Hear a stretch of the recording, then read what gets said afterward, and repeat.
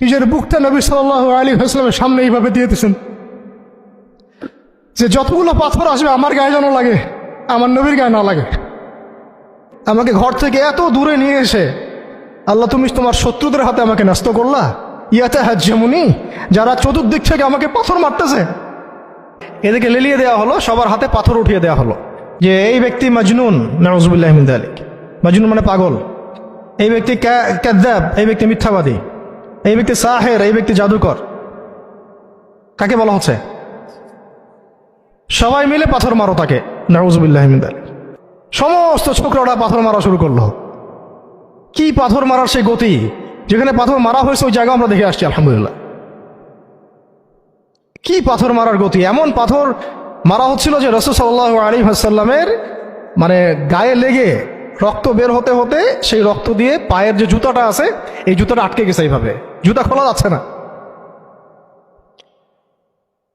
রাসূলুল্লাহ সাল্লাল্লাহু আলাইহি ওয়াসাল্লাম পা থেকে জুতা খোলা যাচ্ছে না, রক্তে আটকে গেছে।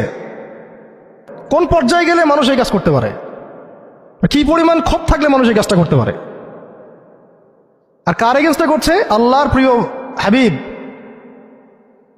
যার জন্য আল্লাহ পাক ফিরদাউস রেখেছেন, মাকামে মাহমুদ রেখেছেন, যার সুপারিশ ছাড়া আমরা মনে হয় না জান্নাতে কেউ যেতে পারবো, অসম্ভব।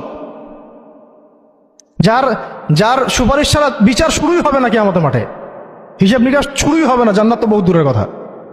জান্নাতের দরজাও খোলা হবে না যিনি আগে না ঢোকা পর্যন্ত। তাকে মানুষ এভাবে মারা শুরু করলো। রক্ত ঝরতেছে। এই সময়ে এই সাহাবী যায়েদ ইবনে হারেসা রাদিয়াল্লাহু আনহু নিজের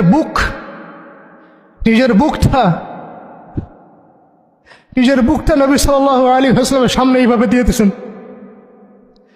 যে যতগুলো পাথর আসবে আমার গায়ে যেন লাগে, আমার নবীর গায়ে না লাগে। বুক যখন থেতলায় গেছে তখন পিঠ দিয়ে দিয়েছেন, ইয়া রাসূলুল্লাহ আপনার গায়ে একটা পাথর যেন না লাগে, আমার পিঠে লাগুক। এই সময়টা চিন্তা করেন, সাহাবীর কথা চিন্তা করেন, তাদের ত্যাগ তিতিক্ষার কথা চিন্তা করেন, ওই সময়ের সবরের কথা চিন্তা করেন। যায়েদ বিন হারেসা রাদিয়াল্লাহু আনহু নিজের বুকটা এইভাবে আগলায় দিয়ে রাখছেন, আমার গায়ে লাগুক ইয়া রাসূলুল্লাহ, আপনার গায়ে না লাগে। এরপরে নবী সাল্লাল্লাহু আলাইহি ওয়াসাল্লাম তায়েফের একটা আঙ্গুর বাগানে প্রবেশ করেন, এত ক্ষতবিক্ষত অবস্থায়। আর পাথরের ঢিলকে আপনারা এত তুচ্ছ মনে করেন না, কিন্তু এটা কিন্তু এত